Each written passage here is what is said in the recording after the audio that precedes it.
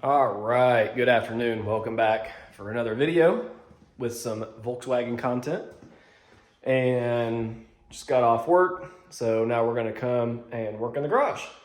So I actually took the front off jack stands. I think I mentioned it in the previous video. Gave me a little bit more height back here.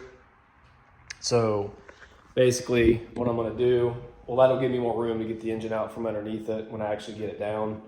So what we're going to do, start getting everything taken off that we got to take off, which would be some of the wiring, the apron tin right here, or your crank pulley tin, whatever you want to call it, amongst some other stuff. So there are a few things that's different from what I'm used to.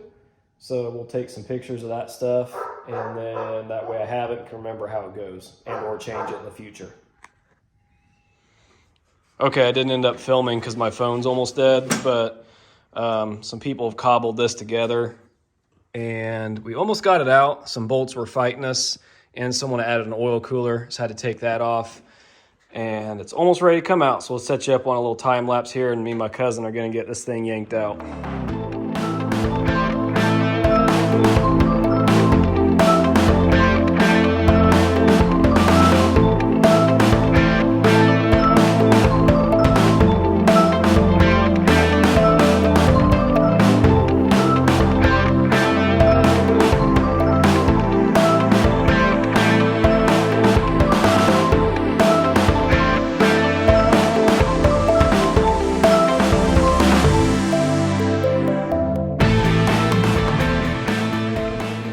All right, as you can see, we got it out.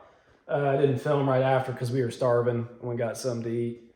So big thanks to my cousin Devin for coming over and helping me get this thing out, because someone butchered these. They had different bolts in places they shouldn't. Everything was a different size. Normally I do this kind of thing by myself, but it was nice having an extra set of hands because of how everything was. So the wiring definitely needs some going through. Someone's botched that, which that's usually one of the first things people botch on cars is the wiring. Luckily, there's enough of it here. I should be able to get it all figured out and get it dialed in. Another thing, everything looks like it's in pretty good shape. I mean, this engine ran great. As you can tell, it's just really dirty, really nasty from sitting. So basically just needs all the tins pulled off of it. Doesn't leak anything, sealed up good. Like I said, it carried great oil pressure, idled, revs.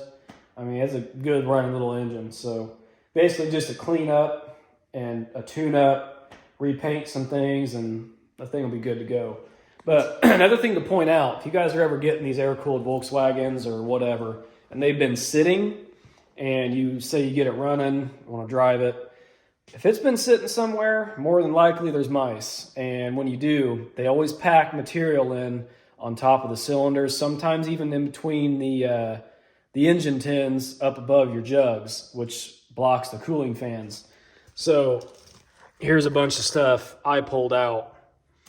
And what happens is then basically the air can't cool the engine, and you'll burn one of these things up in no time with having all that mice nest in there. So it's a good thing. I'm going to get it out and obviously pull all the tins off, clean it all up real good, and do a good tune up like I mentioned, and address a couple things, and they'll be ready to go back in. But yeah, as for now, it'll probably be address the wiring, clean up the engine bay area, clean up the engine itself, do a tune up on it, and then somebody for some reason took the factory oil cooler out and ran some lines and put a giant oil cooler in and mounted it to the package tray.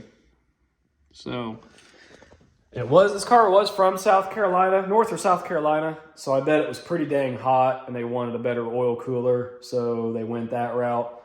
I'll probably put a stock oil cooler back in it and go that route. But we'll see once I get all that stuff taken apart. So anyway, hope you guys enjoyed that.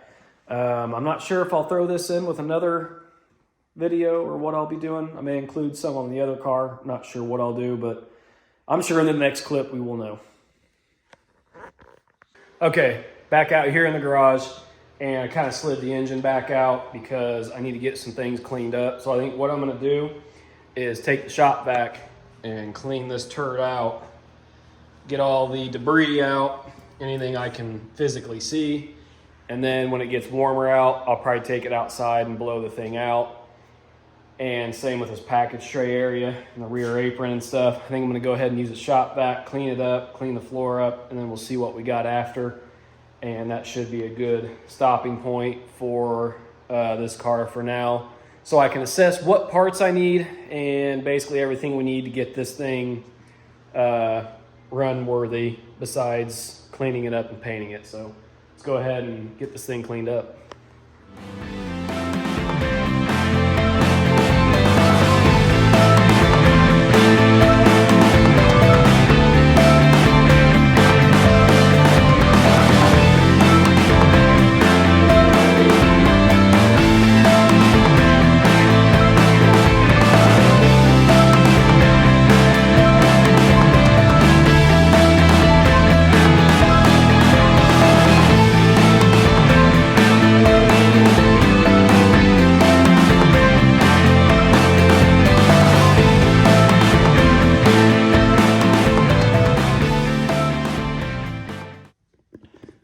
As you saw, we got the thing all cleaned up.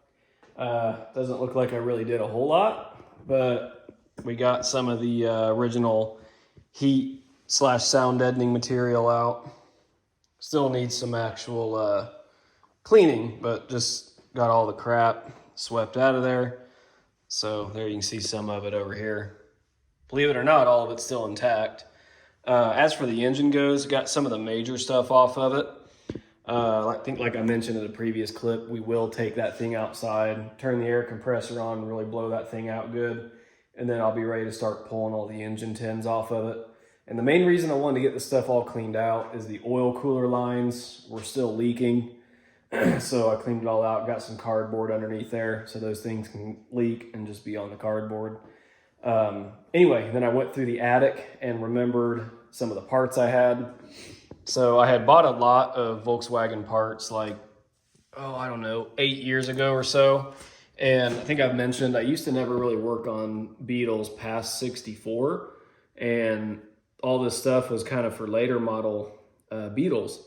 And there happened to be some brake parts in here that are correct for 65 and on, because I did change the brakes in 65 as well.